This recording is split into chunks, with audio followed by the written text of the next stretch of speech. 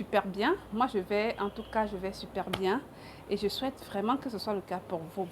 Donc aujourd'hui, je me décide de faire cette petite vidéo pour vous édifier une fois de plus, pour vous montrer comment nous pouvons prendre soin de notre santé sans toutefois passer par des médicaments ou alors diminuer les quantités de médicaments que nous prenons au quotidien. Pour toutes les personnes qui ne me connaissent pas, je suis Edith, nutritionniste, et c'est toujours un plaisir pour moi de vous édifier avec le peu que je connais, et j'espère que vous allez effectivement mettre ces conseils en pratique. Donc, aujourd'hui, je viens vous faire part des médicaments qui ne se trouvent pas en pharmacie. Je vais vous livrer dans un peu de temps 12 médicaments vraiment très efficaces qui ne se trouvent pas en pharmacie. À tout de suite.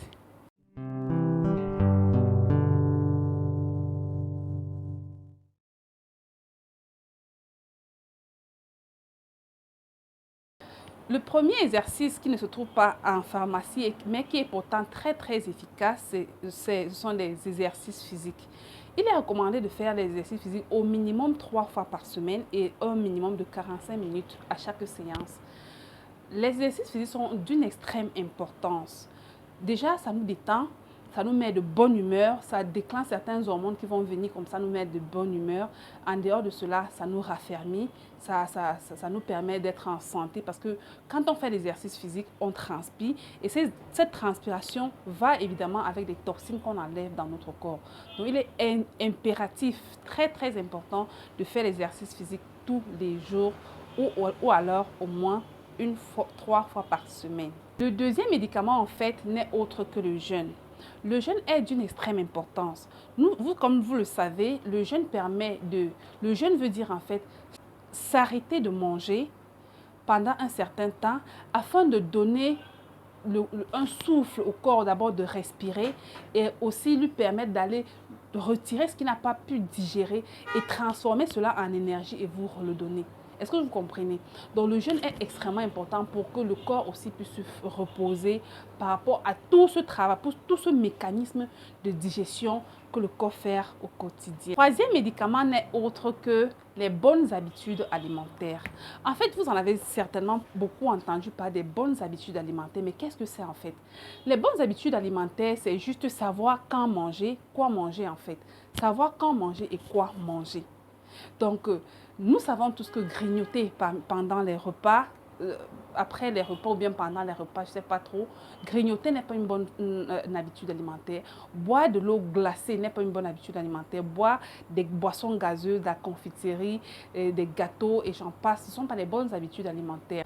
La malbouffe en général, la pâtisserie, la farine blanche, la farine raffinée, en fait, ne sont pas des bonnes habitudes alimentaires. Donc, si vous pouvez vous en passer de toutes ces choses, rassurez-vous progressivement, vous pourriez entrer dans les bonnes habitudes alimentaires. Quatrièmement, comme médicament qui ne vient pas de la pharmacie, c'est le sourire et le fou rire. En fait, quand vous riez, vous dégagez en fait des hormones du bien-être dans votre organisme. Et ces hormones, quand ils sont dégagés, ne produisent que l'effet inverse du vieillissement ou bien font en sorte que vous soyez tout jeune. Vous n'avez qu'à voir mon exemple. Je suis tout le temps en train de rire ou bien de sourire dans mes vidéos. C'est pour vous montrer en fait que malgré tous vos soucis, malgré tous vos problèmes, vous pouvez les surpasser, vous pouvez être en joie, vous pouvez rire, vous pouvez sourire à tout moment. Et je vous rassure que cela va vraiment de la santé.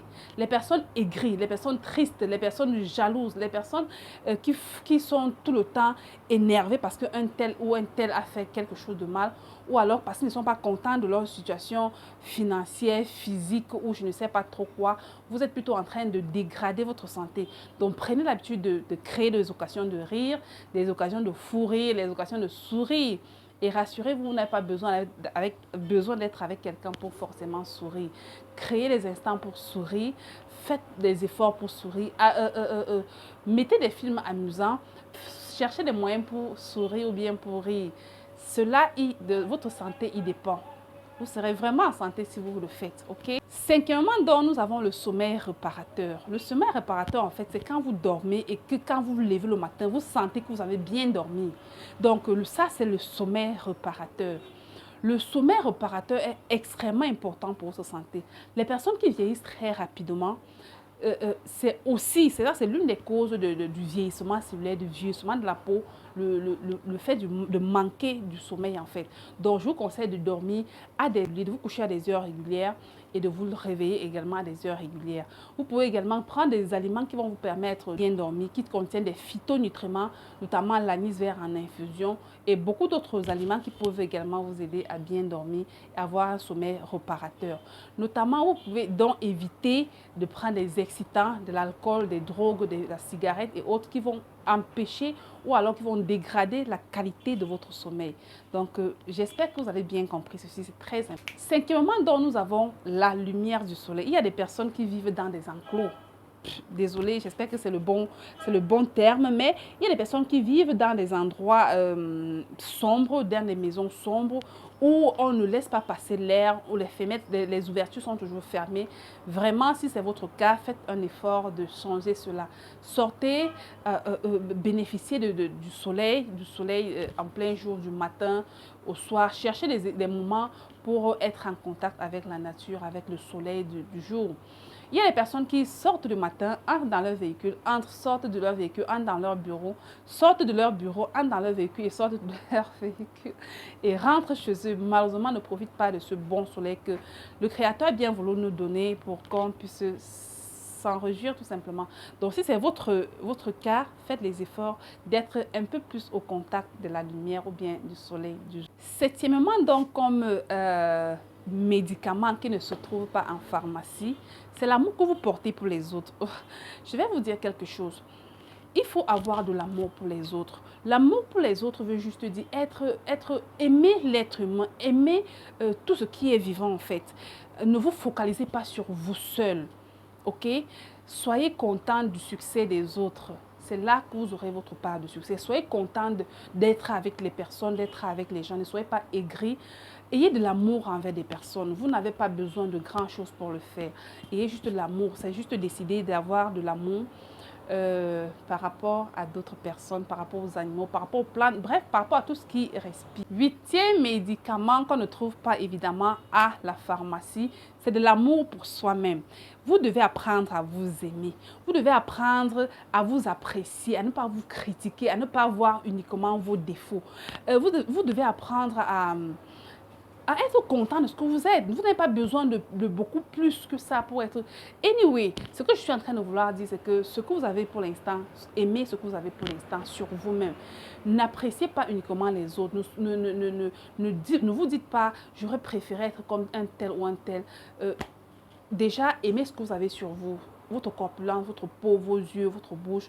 Bref, aimez-vous. Aimez-vous, sentez-vous beau, sentez-vous extrêmement belle. Et ça aussi, ça fait partie des médicaments qui vont aider votre corps à rester en bonne santé. Sujet, en allant dans le même ordre, nous entrons directement dans le 9e médicament qui ne se trouve pas en pharmacie, qui est la gratitude. Les personnes sont extrêmement aigries. Il y a des personnes qui sont tellement aigries. Ils ne reconnaissent jamais ce qu'ils ont fait de bien eux-mêmes. Ils ne reconnaissent jamais ce que les autres ont fait de bien pour eux. Ils sont tout le temps en train de se plaindre. Ils n'ont pas de la gratitude, non. Vous devez avoir de la gratitude pour ce que vous avez déjà. Vous devez avoir de la gratitude que vous voudrez avoir, même si vous n'en avez pas encore. Vous devez avoir de la gratitude tous les jours et à chaque instant, vous devez penser à remercier la nature, remercier votre Dieu, vous remercier vos enfants, remercier vos époux, remercier toutes les personnes qui vous entourent au quotidien et n'oubliez pas de vous remercier. La gratitude est d'une extrême importance. À la fin de chaque journée, remerciez-vous pour tout ce que vous avez pu faire, remerciez l'Éternel pour ce qu'il a permis que vous puissiez faire et ainsi de suite tous les jours. Si vous avez de la gratitude, vous ne pouvez que évoluer. Vous ne pouvez qu'avoir beaucoup plus que ce que vous avez aujourd'hui. Donc, soyez déjà reconnaissant pour ce que vous avez aujourd'hui et je vous rassure que vous en aurez encore plus demain. Autre médicament qu'on ne peut pas trouver dans la pharmacie, c'est le pardon. Le pardon sincère. Le pardon est devenu extrêmement difficile. Je veux juste dire que de plus en plus il y a le mal. Les gens font des choses extrêmement mauvaises. On peut vous accuser des choses que vous n'avez pas faites. On peut mentir sur vous. On peut vous trahir. Bref, on peut vous faire beaucoup de choses de mauvais. Mais ayez la force. Cherchez cette force à l'intérieur de vous pour vous pardonner vous-même, parce que vous n'êtes pas parfait, pour pardonner à ceux qui vous ont offensé, pour pardonner. Cherchez la force nécessaire pour pardonner. Lisez des livres qui vont vous aider à pardonner. Côtoyez des personnes qui vont vous aider à pardonner. Mais sachez que quand vous ne pardonnez pas, vous faites plus du mal à vous-même qu'à ces personnes ou bien à cette personne qui vous a fait du mal. Donc, apprenez à pardonner. Et un pardon sincère. Ne pardonnez pas et si vous pardonnez, ne revenez pas là-dessus. Parce que beaucoup de personnes vont vous répéter ce que vous leur avez fait 5 ans avant, 10 ans avant, une semaine avant, ainsi de suite. Et là, vous ne pardonnez pas. Donc, si vous pardonnez, arrêtez d'en parler, arrêtez de rappeler. C'est vrai que ce n'est pas toujours évident, mais faites beaucoup d'efforts pour y arriver. Okay? 11e, nous avons donc la méditation et la prière. Pour des personnes, je ne sais pas s'il y a des personnes dans ce forum qui connaissent ce que c'est que là, ou alors qui pratiquent la méditation. Je vous prie de mettre ça en commentaire pour me dire si cette méditation vous fait du bien ou pas. Mais franchement, la méditation, c'est quelque chose de fantastique. La méditation nous apporte beaucoup. Ça nous apporte l'énergie dont on n'en avait pas. La méditation nous permet de nous relaxer, de nous reposer. La méditation, c'est quelque chose qu'il faut pratiquer pour comprendre. La prière également, il y a la méditation et la prière. Donc, ce sont des choses qui partent ensemble. Méditer, c'est pouvoir se refaire.